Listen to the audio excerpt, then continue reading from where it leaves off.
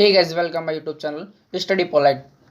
मेरा नाम तेजवीर है और मैं आपको पॉलिटिकल साइंस ऑनर्स और बीए प्रोग्राम के जो भी स्टूडेंट हैं जिनको पॉलिटिकल साइंस में अच्छे नंबर या अच्छे मार्क्स लाने हैं उनके लिए मेरा वीडियो हेल्पफुल रहेगा। मेरे चैनल के माध्यम से आप 20 नंबर के जो ओबी एग्ज़ाम होने वाले हैं मार्च महीने में 2022 में, उसमें अच्छे मार्क्स ला सकते हैं।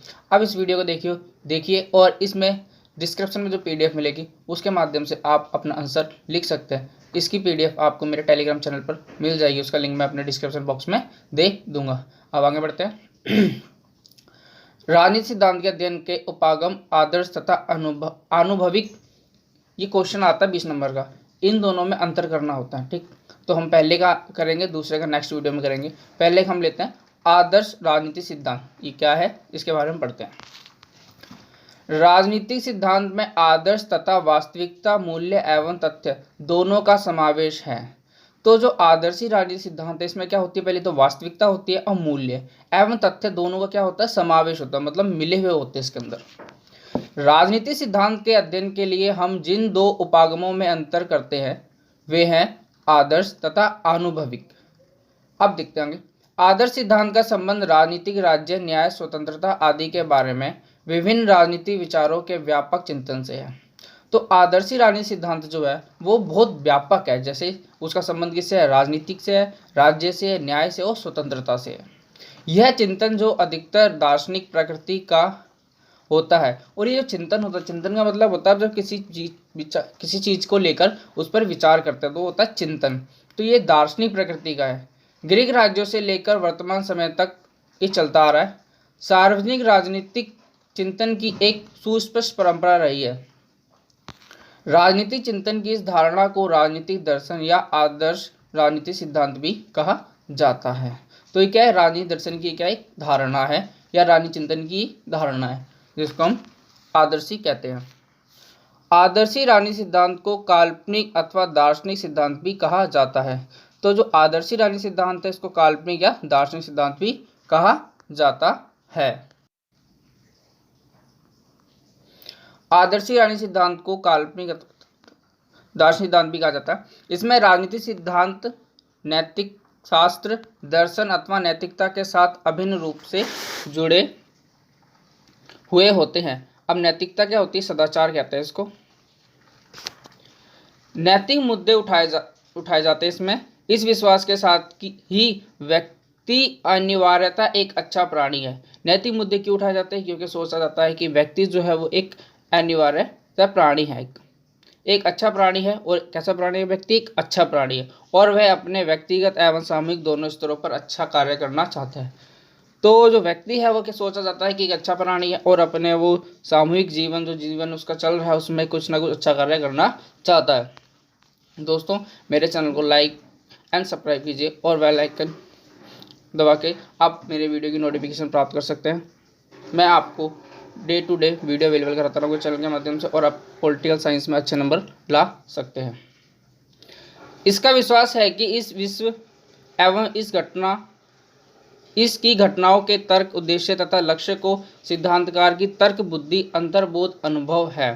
तो इसका लक्ष्य क्या है, जो सिद्धांतकार होता है ना उसकी सोची जाती है कि तर्क बुद्धि है, वो उस कोई भी घटना उस पर क्या करता है, विचार करता है। और अंतर्बोध मतलब गहरे दिमाग से उस चीज़ के बारे में सोचता है और अनुभव अपना प्रकट करता है, तथा अंतर्दृष्टि के आधार पर की गई व्याख्या द्वारा समझा जा सकता है। और अंतर्दृष्टि मतलब आप किसी घटना पर जो विचार करते हो मन से, उसको फिर व्याख्या करते हो, उसके माध्यम से समझा जा सकता है।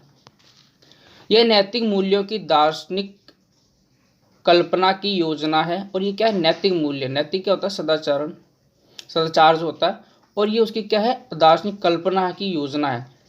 उत्पत्ति मूलक शब्द के रूप में आदर्शी सिद्धांतों में ऐसे सिद्धांतों का समावेश किया जाता है जिनका संबंध मुख्यतः मानकों का मूल्यांकन करना, व्यवहार के स्वरूप का निर्धारण करना तथा जीवन के स्वरूप एवं संस्थागत ढांचे के बारे में परामर्श देना है। अब मानक क्या होता है, इसका मतलब होता है स्टैंडर्ड, इंग्लिश में कहते हैं, या मापदंड आप इसको कह सकते हैं। आदर्शी राजनीतिक सिद्धांत का राजनीतिक दर्शन की तरफ काफ़ी झुकाव है। तो जो आदर्शी राजनीतिक सिद्धांत है इसका राजनीतिक दर्शन की तरफ काफ़ी झुकाव देखा गया है, क्योंकि इसके अच्छे जीवन की धारणा का स्रोत वही है और संपूर्ण आदर्शों के निर्माण के प्रयत्नों के एक ढांचे के रूप में भी इसी का ही प्रयोग करता है। तो जो आदर्शी राजनीतिक सिद्धांत है, इसका झुकाव किसकी तरफ ज़्यादा है? राजनीतिक दर्शन की तरफ ज़्यादा है। क्यों? कारण यह है क्योंकि इसमें एक अच्छे जीवन की धारणा की व्याख्या की गई है। आदर्शी मिस्टेक है, राजनीतिक सिद्धांत आएगा। राजनीतिक सिद्धांत की शानदार परंपरा रही है जो ग्रीक राज्यों के प्लेटो एवं अरस्तु से आरंभ होकर 20वीं शताब्दी की उदारवादी एवं मार्क्सवादी परंपरा तक निर्बाध चलती आ रही थी। तो ये जो परंपरा है कई सदियों से चलती आ रही थी। जब द्वितीय विश्व युद्ध के बाद इस आनुभविक सिद्धांत ने चुनौती दी और जब सेकेंड वर्ल्ड वॉर स्टार्ट हुआ तब इसको आनुभविक जो सिद्धांत है इसने चुनौती दी, किसको? आदर्शी सिद्धांत को। आनुभविक सिद्धांत ने सिद्धांतों के परीक्षण तथा तथ्यों पर आधारित कानून जैसे सामान्यीकरण के माध्यम से राजनीतिक जीवन के क्रमबद्धीकरण पर बल दिया। तो एक जो लाइन से अध्ययन किया जाता है ना, उस पर ज़्यादा फोकस किया किसने? आपके आनुभविक सिद्धांत ने। ऐसी परिस्थितियों में आदर्श सिद्धांत की सुसंगतता काफ़ी कम हो गई, जिनका पुनर्जागरण 1970 के दशक में संभव हुआ। तो इस कारण से जो आदर्श सिद्धांत हैं, आदर्श सिद्धांत, इसकी जो सुसंगतता मतलब पूछने वाले लोग कम हो गए। इसके बाद इसका पुनर्जागरण हुआ 1970 के बाद, तो उसके बाद ये फिर से शुरू हो गया। आदर्श सिद्धांत की जड़ें क्लासिक युग में है। तो आदर्श सिद्धांत की जड़ें क्लासिक युग, जो परंपरागत चला आ रहा युग है, वहाँ से है। राजनीति सिद्धांत के पुराने दर्शकों की राजनीति में रुचि व्यापक जांच पड़ताल के एक अंग के रूप में थी। राजनीति जो राजनीतिक सिद्धांत का राजनीतिक पक्ष था, इसका वर्णन क्या है? अब देखते क्या वर्णन एवं चर्चा बड़े व्यापक स्तर पर की गई है। तो इसका जो वर्णन है ना, वो बड़े स्तर पर की गया है और व्यापक रूप से इसकी चर्चा भी की गई है। क्लासिक राजनीतिक सिद्धांत में ग्रीक, रोमन तथा ईसाई चिंतकों तथा दर्शकों का समावेश किया जाता है। तो क्लासिकी जो आपका राजनीतिक सिद्धांत है, इसमें ग्रीक, रोमन, क्योंकि ये परंपरावादी धारणा थी, और ईसाई चिंतकों तथा दर्शकों का समावेश किया गया है, तो ये सारे इसमें सम्मिलित हैं। क्लासिकी राजनीतिक चिंतन के दो महान दार्शनिक रहे हैं, प्लेटो, अरस्तु। उनके युग में राजनीतिक सिद्धांत का विचार दर्शन शास्त्र की परंपरा तीनों को नियमित किया जाता था। तो जो अरस्तु, प्लेटो हैं, जब ये राजनीतिक सिद्धांत का अध्ययन करते थे, उसके अंदर राजनीति और राजनीतिक सिद्धांत क्या होता है, और दर्शन शास्त्र जो इन तीनों को मिक्स करके इनका अध्ययन किया जाता था।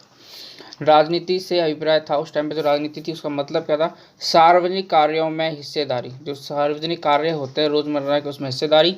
सिद्धांत का अभिप्राय था पर्यवेक्षण के आधार पर प्राप्त किया गया क्रमबद्ध ज्ञान। जो आपने ज्ञान प्राप्त किया मतलब पर्यवेक्षण से, मतलब पर्यावरण से, रेगुलर से जो ज्ञान प्राप्त किया उसको कहते हैं क्रमबद्ध ज्ञान। दर्शन शास्त्र अभिप्राय था विश्वस्त ज्ञान की खोज, एक ऐसा ज्ञान जो लोगों को सामूहिक जीवन में व्यवहार के स्तर पर अधिक समझदार बना दे या बना सके। मतलब आप ऐसा ज्ञान प्राप्त कर लीजिए या कर लें जो आपको सामूहिक, आप जिन लोगों के साथ रह रहे हैं उन लोगों से आपको बहुत अलग बना देता है, उसे कहते हैं दर्शन शास्त्र। राजनीतिक सिद्धांत का अर्थ था सार्वजनिक कार्यों से संबंधित विश्वस्त ज्ञान प्राप्त करने के लिए किए जाने वाला क्रमबद्ध अध्ययन या जांच पड़ताल। अब देखते हैं आदर्शी राजनीतिक सिद्धांत जो है इसकी विशेषताएं। राजनीतिक सिद्धांत पर दर्शन शास्त्र का प्रभाव था। तो राजनीतिक सिद्धांत पर सबसे ज़्यादा प्रभाव किसका था? दर्शन शास्त्र का था। प्लेटो, अरस्तु, रोल जैसे महान दार्शनिक अपने चिंतन के कारण, क्षेत्र की व्यापकता एवं विशेष क्षेत्र के कारण महान हैं। तो ये चिंतन, मतलब ये चिंतन मनन करते रहते हैं हर चीज़ पे, जैसे राज्य कैसा होना चाहिए, स्वतंत्रता कैसी होनी चाहिए, लोकतंत्र कैसा होना चाहिए, समानता कैसी होनी चाहिए, इन सब पर इन्होंने एक न्यायपूर्ण राज्य कैसा हो, इस सब पर इन्होंने बहुत गहन चिंतन किया इन लोगों ने मिलकर। यहाँ राजनीतिक सिद्धांतों में इनका वर्णन, व्याख्या तथा मूल्यांकन सभी निहित है, और उनका वर्णन किया, व्याख्या किया और मूल्यांकन भी किया हर चीज़ के ऊपर। सेकंड है आदर्श सिद्धांत सर्वोत्तम अच्छाई में विश्वास करता है। जो आदर्श सिद्धांत होता है हमेशा किसमें विश्वास करता हो? अच्छाई में, तथा राजनीतिक अच्छाई को इसका एक भाग मानता है। तो राजनीतिक अच्छाई को उसका एक अंग मान लिया गया है।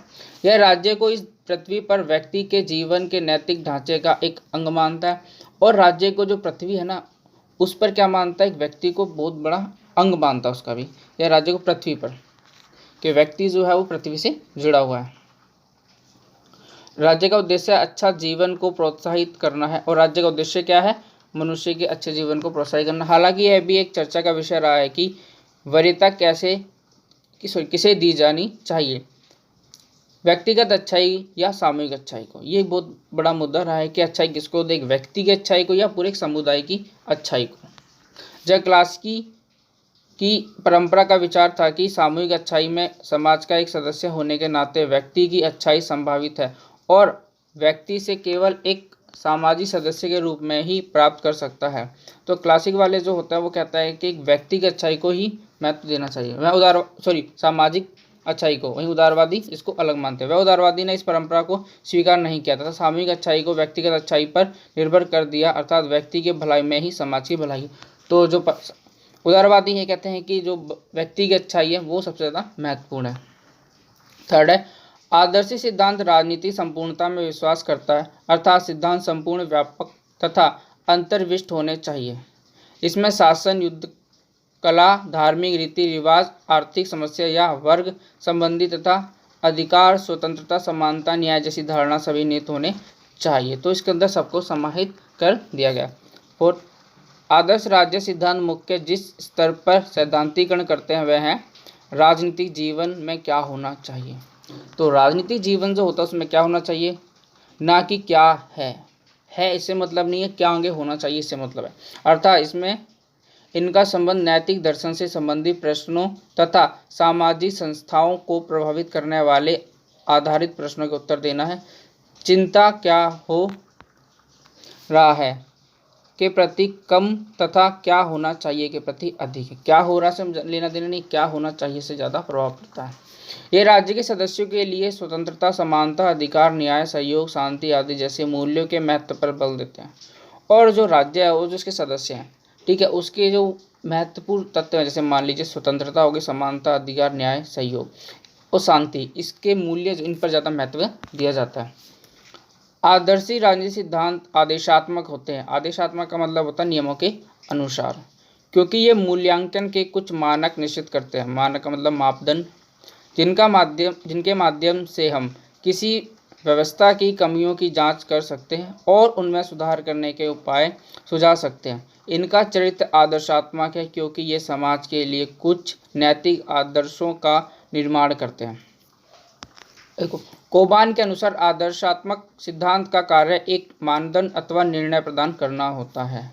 तो कोबान कहता है कि आदर्शात्मक जो आपके नियमों के अनुसार होता है का सिद्धांत का मतलब क्या होता है, मानदंड अथवा निर्णय प्रदान करना, कोई निर्णय देना बस। आदर्श राज्य सिद्धांत का एक महत्वपूर्ण विषय आदर्श राज्य तथा सरकार का सर्वश्रेष्ठ स्थायी रूप ढूंढना रहा है। तो इसका एक उद्देश्य रहा है कि सर्वश्रेष्ठ स्थायी रूप ढूंढना जाए सरकार का। क्लासिकी परंपरा के लेखकों की रचनाओं में इस प्रकार के प्रश्न बार बार पूछे जाते रहे हैं, जैसे शासन कैसे करना चाहिए तथा क्यों। एक शासन आप कर रहे हो तो कैसे करना चाहिए, लोकतांत्रिक हो या तानाशाही हो। सरकार का सर्वश्रेष्ठ स्वरूप कौन सा है और सरकार का सर्वश्रेष्ठ स्वरूप कैसा होगा। राजनीतिक संस्थाओं का उद्देश्य क्या होना चाहिए, जितनी भी संस्थाएं होती हैं उनका उद्देश्य क्या होना चाहिए। सरकार को किन नियमों अथवा कानूनों का पालन करना चाहिए। राजनीतिक सिद्धांत का मुख्य संबंध समाज में होने वाले विवादों, संघर्षों के कारणों की जांच पड़ताल करना था, जो राजनीतिक संस्थाओं के लिए भौतिक एवं गैर भौतिक पदार्थों के वितरण के लिए एक मार्ग निर्देशक का कार्य कर सके। एक आदर्श राज्य की खोज ने किसी सिद्धांत को व्यावहारिक स्तर पर लागू करने तथा इस प्रक्रिया का अनुभव प्राप्त करने का अमूल्य संसाधन प्रदान किए हैं। आदर्श राजनीतिक सिद्धांत की इस धारणा पर आलोचना, देखो इसकी कुछ आलोचना भी यही है, जैसे ये काल्पनिक अमूर्त कारण कार्य निगमनिक तथा निगमनिक होता है कॉर्पोरेट घराने जो होता है, मीमांसात्मक, परिकल्पित, स्वप्नदर्शी। ये क्या है, स्वप्नदर्शी है मतलब स्वप्न काल्पनिक रूप से है। ये आनुभविक सिद्धांत के समर्थक आदर्श सिद्धांत की इस आधार पर आलोचना करते हैं कि आदर्श अथवा मूल्य सापेक्षित होते हैं, सर्वमान्य नहीं। मतलब क्या है, ये मूल्य है और आदर्श है, ये सर्वमान्य नहीं है। ये इस बात की इनकी आलोचना भी करते हैं।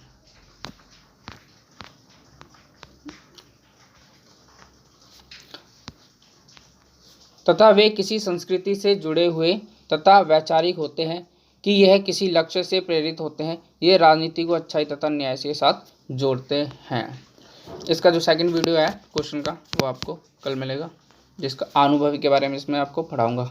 मेरे चैनल को सब्सक्राइब कर लीजिए और बेल आइकन दबा लीजिए ताकि आपको मेरे चैनल की नोटिफिकेशन मिलती रहे और आप डे टू डे नए नए वीडियो प्राप्त करते रहें। 20 नंबर के जो क्वेश्चन आपके पेपरों में आएंगे उसी समय सारे इंपॉर्टेंट क्वेश्चन मैं अवेलेबल कराता रहूँगा। आप घर पर ही भी आपको वैसे तो देना है, तो आप PDF के माध्यम से उसको लिख सकते हैं। धन्यवाद देखने के लिए।